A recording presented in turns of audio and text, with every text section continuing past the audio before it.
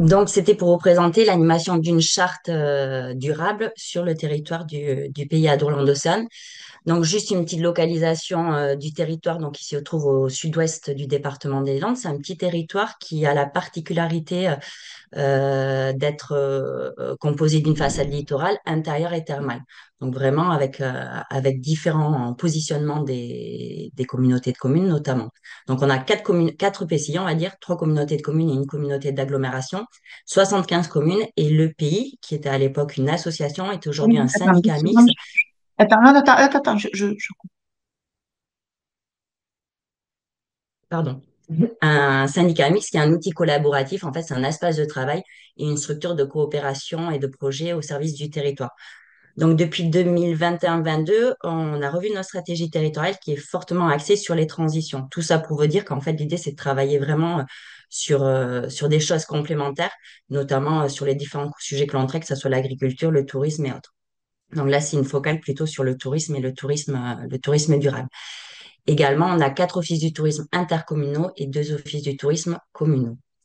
Donc, pareil que pour les autres territoires, que ce soit sur le PLP ou l'accessibilité, ça fait un moment qu'on travaille cette question du tourisme et notamment du tourisme durable depuis 2011 à peu près. On en parlait déjà en 2002 lors de la création du pays et en 2010-2011, l'idée, ça a été, suite à un travail de concertation avec des professionnels du tourisme, les offices du tourisme et nos collectivités, de penser autrement le tourisme sur ce territoire. À l'époque, en fait, il y avait pas, il y avait peu de choses et sur la question du tourisme durable. Et donc, on a une première initiative qui a été créée sur le territoire du Seignanx en 2008. Et l'idée de 2008 à 2010, pour nous, ça a été vraiment de concerter les professionnels et de voir un petit peu ce que l'on souhaitait développer. Et donc, c'est cet angle tourisme durable qui a été validé, que ce soit par nos professionnels privés, mais également par nos collectivités. Et donc, depuis 2010-2011, on a eu différents temps en fait de construction de cette démarche qui demande une certaine évolution et adaptation, notamment sur l'animation du territoire. Une première charte en 2012 qui a été renouvelée en 2022 et on est sans cesse sur une évolution et une adaptation de son contenu, mais également de l'animation que l'on fait sur le terrain. Je ne rentrerai pas dans le détail.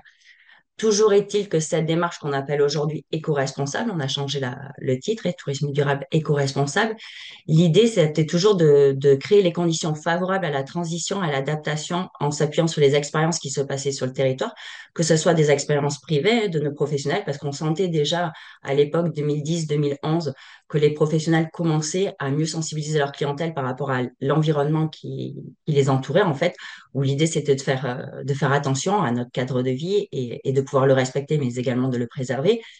Et il y a des mots que j'ai entendus tout à l'heure de co-construction, de travail sur le terrain. Voilà, notre stratégie, elle a toujours été co-construite, notamment avec les pros et avec les offices du tourisme et les EPCI. Et régulièrement, elle est validée et intégrée dans nos différents dispositifs, notamment dans Acte, en l'occurrence pour la région. Auparavant, c'était Note, mais également sur un programme européen.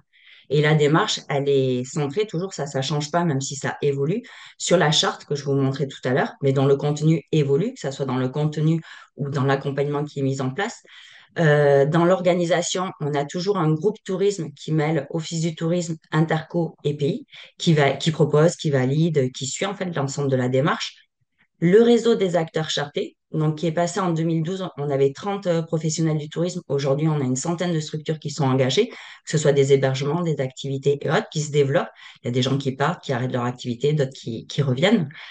Également un atelier tourisme durable qui se réunit en gros quatre fois par an, qui en fait représente le réseau. On a 17 structures en fait qui représentent des hébergements, les activités, les sites, qui en fait sont plus dans la mise en œuvre des actions collectives. Donc cette idée de co-construction à différentes échelles, pardon. L'accompagnement individuel, auparavant c'était le pays qui le faisait, le PETR. Au regard de la centaine de structures chartées et de l'offre touristique que l'on a sur le territoire, le pays, puisqu'on a une petite équipe, on n'est que six, on ne peut pas tout faire. Donc, l'idée, c'était de repenser cet accompagnement individuel et et de former et d'accompagner les offices du tourisme qui sont référents sur la démarche pour pouvoir mieux sensibiliser et accompagner les pros sur leur terrain. Donc, on a fait tout un accompagnement, notamment de ces personnes au sein des offices du tourisme qui sont la porte d'entrée des professionnels.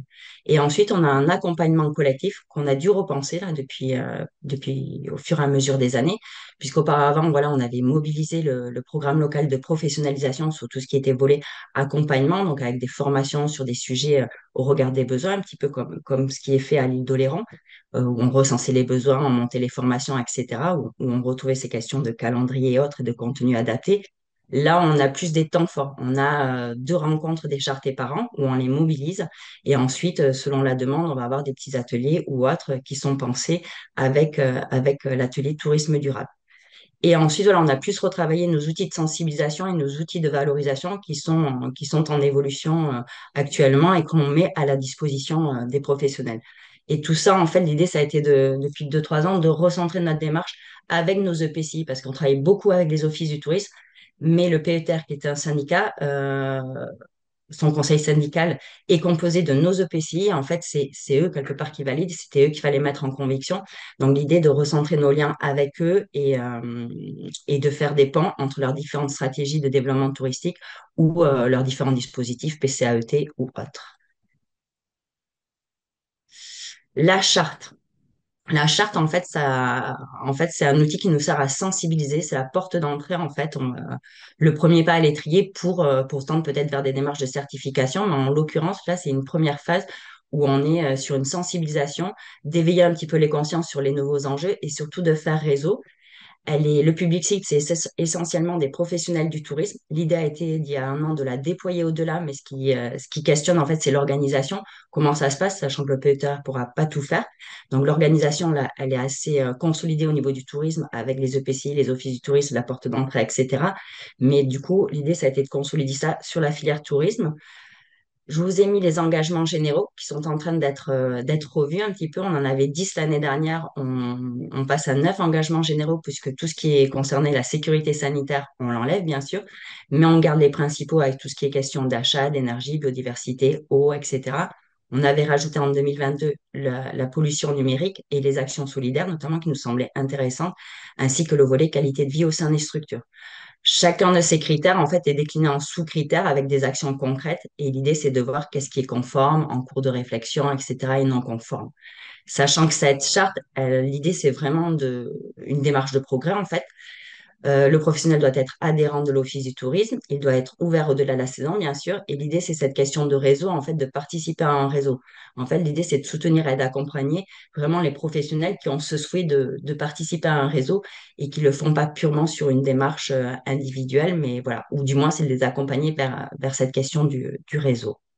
Là, je vous ai mis la charte qui est en train d'être revue. On a des interrogations voilà, sur 2025 on va monter un petit peu notre taux de conformité, puisqu'en fait, cette charte, elle permet d'avoir un cumul de points sur les conformes, les en cours, etc. Et donc, en fait, on est en train d'adapter un petit peu les critères et de les simplifier, de les recentrer sur des priorités.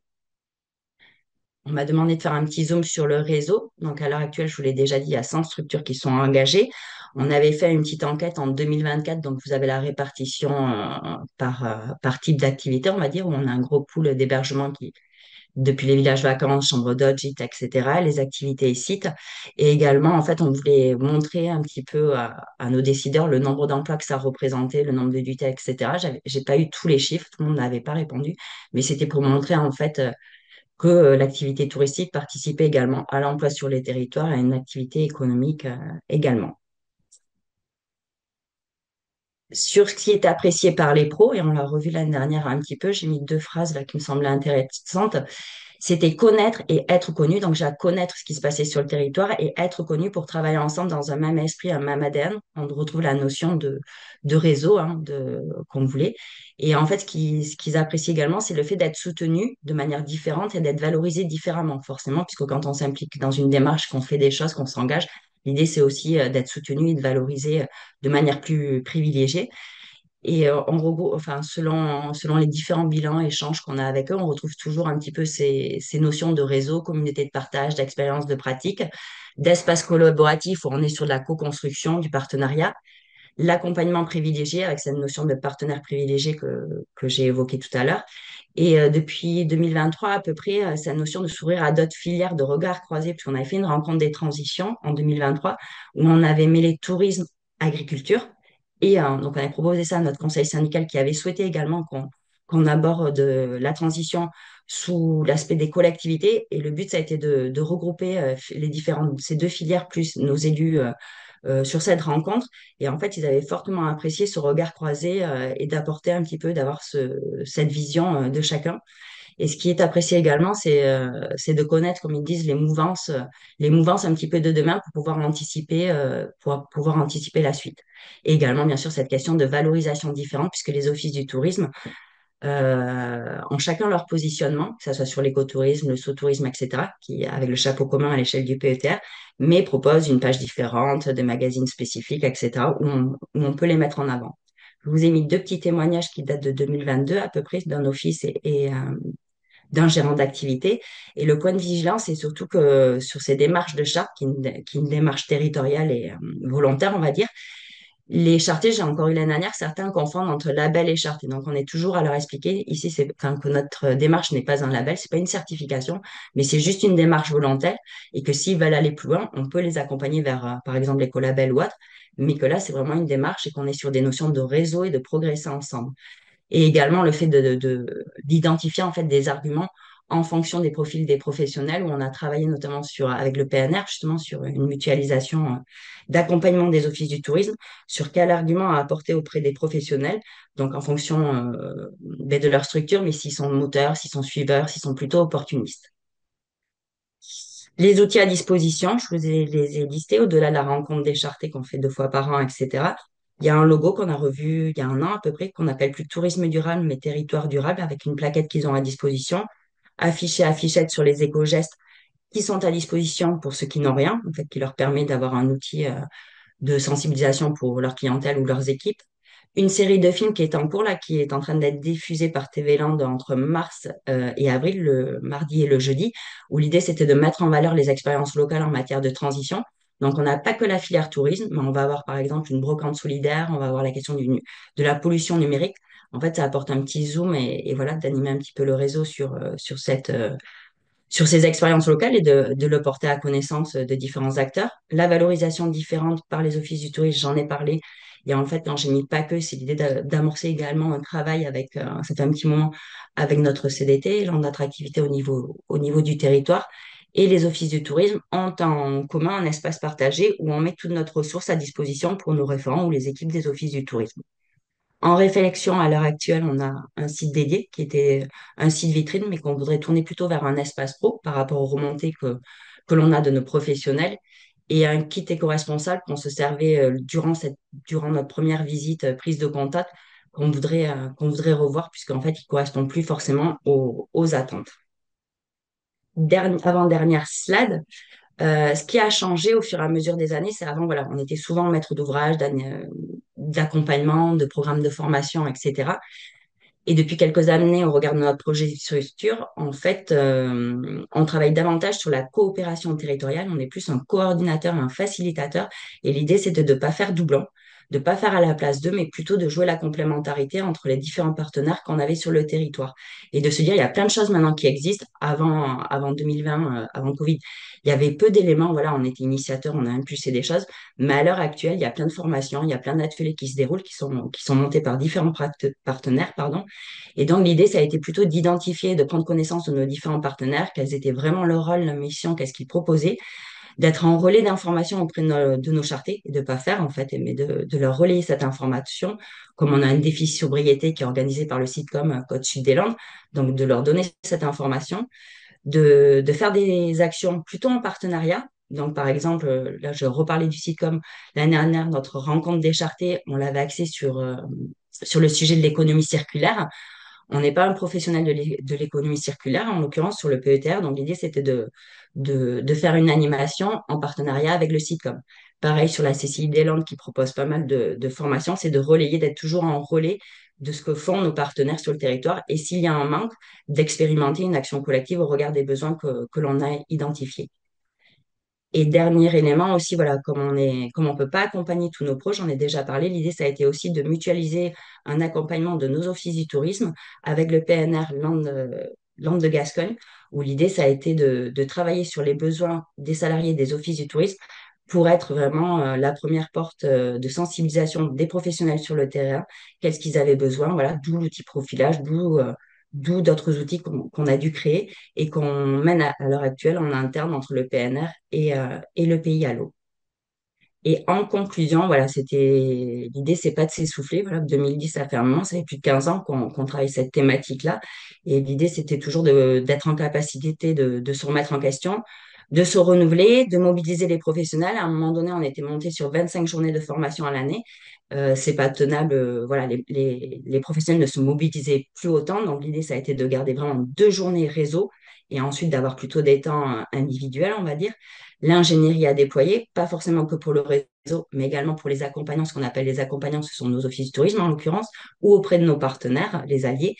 Et voilà, la question de la mobilisation des moyens et de la mise en conviction, notamment des pros, mais pas que, puisqu'on a également nos collectivités.